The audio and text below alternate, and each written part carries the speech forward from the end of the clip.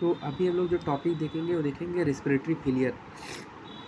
तो basically respiratory failure क्या होता है कि जो वेंटिलेशन है, वेंटिलेशन सही से नहीं हो रहा है, ठीक है ना, मतलब इम्पेयरमेंट इन वेंटिलेशन।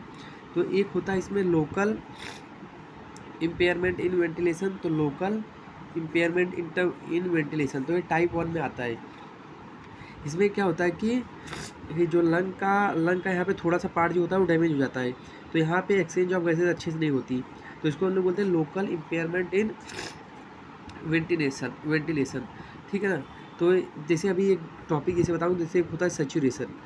तो अपने को पता होता है जो सैचुरेशन होना चाहिए बेसिकली 92 से सैचुरेशन ज़्यादा ही होना चाहिए। क्यों?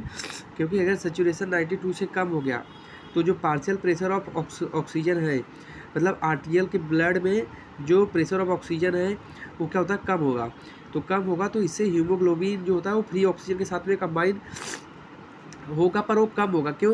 क्योंकि पार्शियल प्रेशर ऑफ ऑक्सीजन कम है, ठीक है ना। और partial pressure of oxygen basically तभी कम होगा जब फ्री लेवल ऑफ ऑक्सीजन जो है ब्लड में क्या होते हैं, कम होते हैं।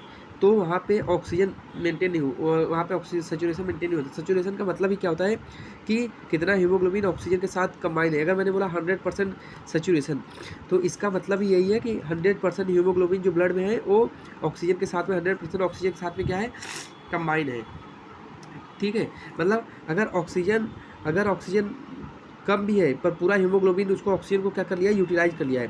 तो जितने टोटल हीमोग्लोबिन थे वो पूरे ऑक्सीजन के साथ में क्या कर लिए हैं, कंबाइन कर लिए हैं, उसको बोलते हैं 100% सैचुरेशन, ठीक है ना। ये हो गया। और जैसे ही आपका सैचुरेशन कम होगा उसमें इसका रीजन क्या होता है कि फ्री ऑक्सीजन कम है, ब्लड में फ्री ऑक्सीजन कम है। क्यों? क्योंकि पार्शियल प्रेशर ऑफ ऑक्सीजन क्या है, कम है। ये अपने को पता है पार्शियल प्रेशर ऑफ ऑक्सीजन क्या होता है। जैसे ये ब्लड है, ये एल्विलाई और कैपिलरी है, तो यहाँ से अपने को पता है O2 आता है। क्यों? क्योंकि यहाँ का प्रेशर PO2 और यहाँ का PO2, ये यहाँ पे क्या होता है, ज़्यादा होता है, और ये यहाँ पे क्या होता है, कम। और यहाँ पे CO2, यहाँ का CO2 ज़्यादा, यहाँ का CO2 होता है कम। तो यहाँ पे डिफ्यूजन प्रोसेस से ये एक्सचेंज ऑफ गैसेस होती है, ठीक है ना। ये हो गया।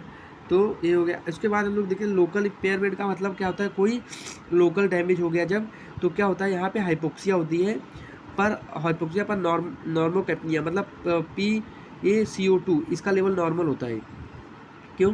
क्योंकि बेसिकली होता क्या है, हाइपोक्सिया क्यों होती है, क्योंकि यहाँ पे जितना परसेंट हीमोग्लोबिन था पूरा सेचुरेट हो चुका है, मतलब पूरा ऑक्सीजन के साथ कंबाइन हो चुका है, इसलिए हाइपोक्सिया हो जाती है। पर यहाँ पे जो PaCO2 है ना, PaCO2 बेसिकली वो क्या होता है, यहाँ पे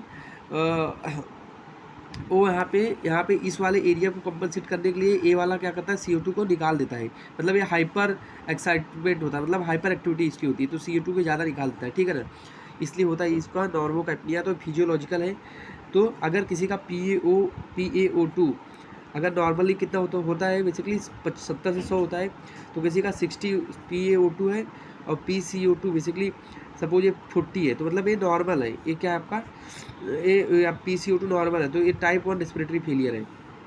और किसी में हाइपोक्सिया है और हाइपरकैप्निया, मतलब यहाँ पे लंग ज़्यादा डैमेज हो गया है तो हाइपोक्सिया भी डेवलप हो गया है, और हाइपरकैप्निया भी, मतलब PaO2 ये भी आपका कम है, मतलब सपोज ये 55 है और PaCO2 ये ज़्यादा हो गया है, इस बार सपोज ये 60-70 mmHg हो गया है, मतलब ये भी क्या हो गया है, ज़्यादा हो गया है। तो इसकी वजह ये बेसिकली टाइप 2 रेस्पिरेटरी फेलियर है, मतलब PaO2 कम है और PaCO2 ज़्यादा है। और यहाँ पे PaO2 क्या था, ये PaO2 कम था और PaCO2 क्या था, नॉर्मल था। तो ये टाइप 1 रेस्पिरेटरी फेलियर है, ठीक है। तो this is all about the respiratory failure.